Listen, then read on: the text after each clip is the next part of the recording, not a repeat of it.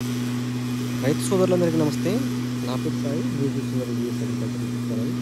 Friends, ఇప్పుడు మీకు screen మీద 2 వీడియోలు అయితే కనిపిస్తున్నాయి కదా. ఈ మెయిన్ వీడియో కాకుండా పైన ఒక వీడియో అయితే ప్లే అవుతుంది కదా. సో ఆ వీడియో అయితే చూడండి ఫ్రెండ్స్.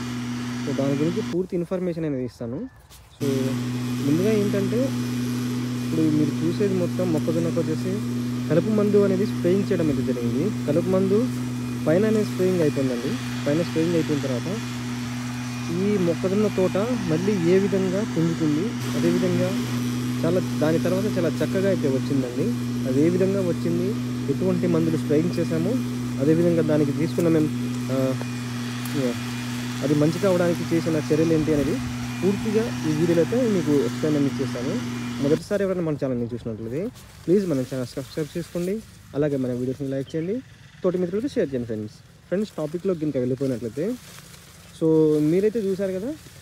సో ఇది వచ్చేసి కలప మందు స్ప్రేయింగ్ అయిపోయిందండి. ఏ విధంగా అంటే, సో హ్యాండ్ పంప్ అంటే మేము ఏం చేస్తామంటే, ఈ మొక్కజొన్నకి మేము స్ప్రేయింగ్ అనేది చిన్న దశలో ఉన్నప్పుడు హ్యాండ్ పంప్తో చేసేవాళ్ళం అండి. హ్యాండ్ పంప్తో చేసేవాళ్ళం, లేదా తైవాన్ పంపులతో మనం స్ప్రేయింగ్ అనేది చేసుకుంటున్నాం. సో మా నాన్నగారు ఏం చేశారంటే, ఆ పంపు అనేది వేరే వాళ్ళకి ఇవ్వడం జరిగింది.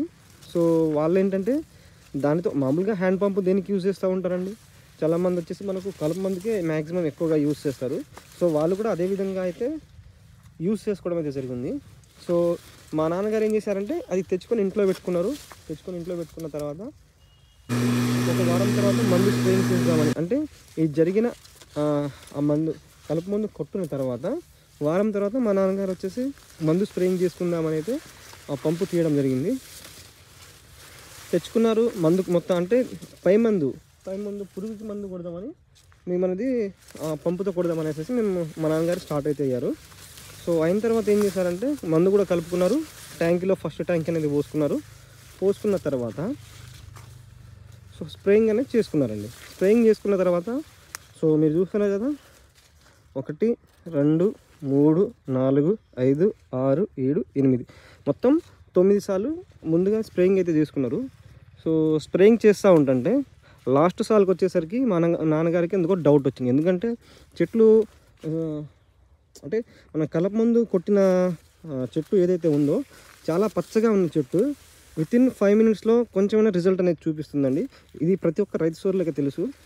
సో ఆ విధంగా చేయడం ద్వారాగా మా నాన్నకి డౌట్ వచ్చి ఎమ్మటే ఆ స్ప్రేయింగ్ అనేది ఆపేశారు. స్ప్రేయింగ్ అనేది ఆపేసిన తర్వాత ఆ పంపు ఎవరికైతే ఇచ్చారో వాళ్ళకి చేసి కనుక్కున్నారు, మీరేం మందు స్ప్రేయింగ్ చేశారని. సో వాళ్ళు చెప్పడం జరిగింది, మేము కలుపు మందు స్ప్రేయింగ్ అనేది చేశాం. ఇక బాదరాగా ఆ పంపు అక్కడ పడేసేసి ఉరుక్కుంటూ వెళ్ళేసేసి, అంటే కలుపు మందు ఆల్రెడీ స్ప్రేయింగ్ అయిపోయింది. మీకు ఇక్కడ స్క్రీన్లో కూడా చూసుకోవచ్చు ఏ విధంగా అయితే ఉందనేది.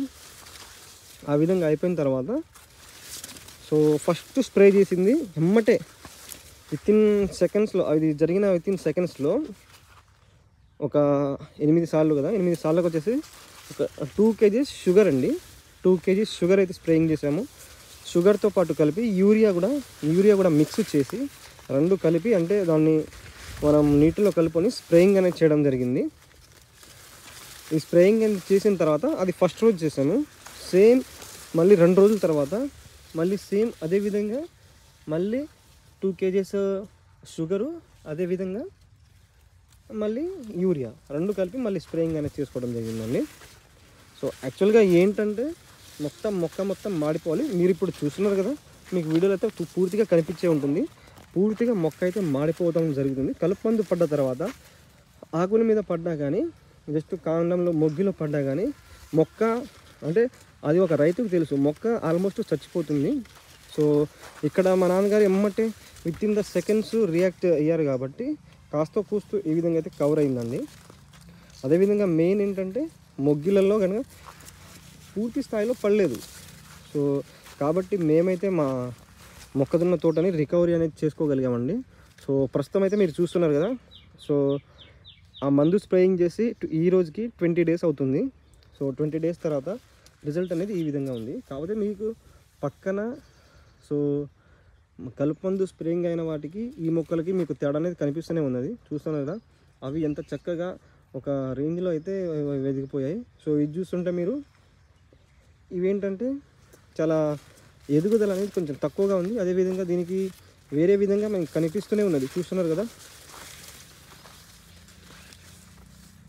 సో అంటే మేము యూజ్ చేసిన టెక్నిక్ అనే కాదండి, ప్రతి ఒక్క రైతు సోదరులకు తెలుసు.